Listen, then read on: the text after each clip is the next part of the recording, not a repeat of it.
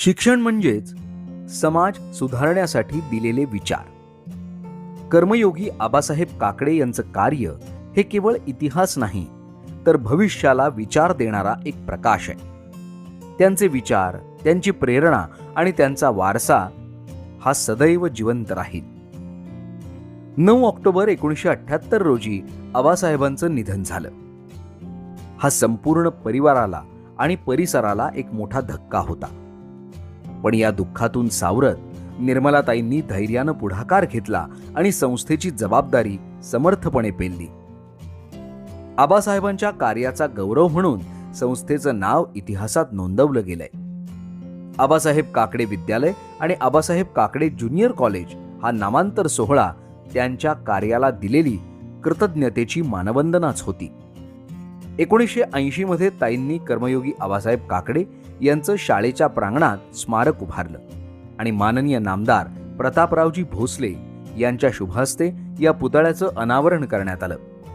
हे स्मारक आबासाहेबांच्या विचारांचे, त्यागाचे आणि सामाजिक बांधिलकीचे जिवंत प्रतीक आहे.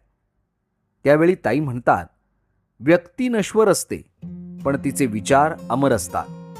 आबासाहेबांच्या जीवनकार्याची नोंद जतन करण्यासाठी पुंडलिक गवंडी लिखित लाल सूर्य हा चरित्र ग्रंथ अर्थराज्यमंत्री माननीय नामदार बाळासाहेब विखे पाटील यांच्या शुभहस्ते प्रकाशित करण्यात आला. त्यांनी आपल्या भाषणात आबासाहेबांच्या कार्याला सूर्याची तेजस्विता लाभल्याचं नमूद केलं.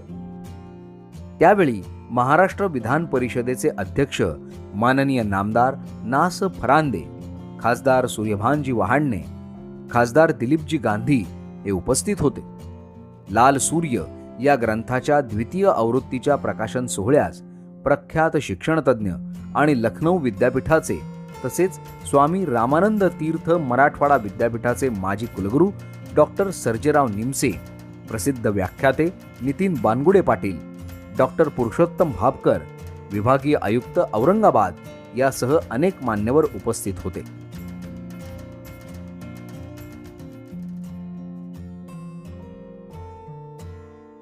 ॲडव्होकेट डॉक्टर शिवाजीराव काकडे साहेब यांनी लिहिलेलं आबासाहेब आणि मी या ग्रंथाचा प्रकाशन सोहळा महाराष्ट्र राज्य साहित्य परिषद सभागृह पुणे इथे मोठ्या दिमाखात आणि चैतन्यमय वातावरणात संपन्न झाला.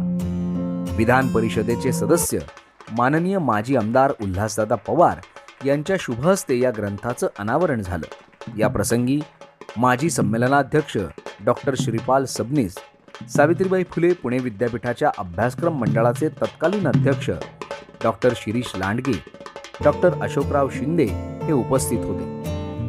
28 डिसेंबर 2019 रोजी डॉक्टर श्री संजय कळमकर, माजी संमेलनाध्यक्ष श्रीपाल सबनीस, डॉक्टर श्रीपाद भालचंद्र जोशी यांच्या शुभहस्ते या ग्रंथाचं लोकार्पण करण्यात आलं. या ग्रंथाचे लेखक ॲडव्होकेट डॉक्टर शिवाजीराव काकडे साहेब यांनी आपल्या भावना व्यक्त करताना आबासाहेबांच्या स्मृती आणि या ग्रंथांच्या प्रवासावर प्रकाश टाकला आणि या ग्रंथाच्या पुस्तकाची द्वितीय आवृत्ती प्रकाशित करण्यात आली. हे केवळ पुस्तकांचं पुनर्मुद्रण नव्हतं, तर आबासाहेबांच्या विचारांचा पुनर्जन्म होता.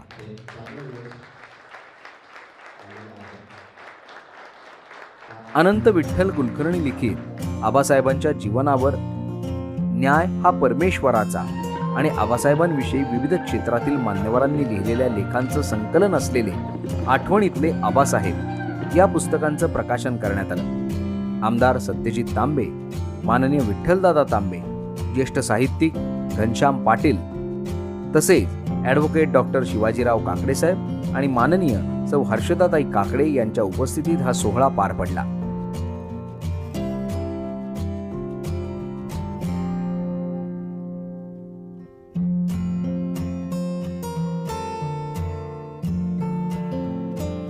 स्वर्गीय निर्मलाताई काकडे यांच्या संघर्षमय जीवनावर आधारित डॉक्टर युम पठाण लिखित लेख सावित्रीची या चरित्र ग्रंथाचं 9 ऑक्टोबर 2012 रोजी महाराष्ट्र राज्य भाषा साहित्य मंडळाचे अध्यक्ष आणि डॉक्टर बाबासाहेब आंबेडकर मराठवाडा विद्यापीठाचे माजी कुलगुरू डॉक्टर नागनाथ कोतापल्ले आणि अनाथांची माय म्हणून ओळखल्या जाणाऱ्या ज्येष्ठ समाजसेविका सौ सिंधुताई सपकाळ यांच्या हस्ते याचा प्रकाशन सोहळा पार पडला.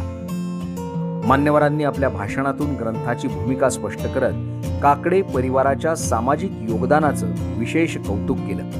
निर्मलाताईंच्या त्यागमयी आणि प्रेरणादायी जीवन प्रवासाला शब्दातून उजाळा दिला.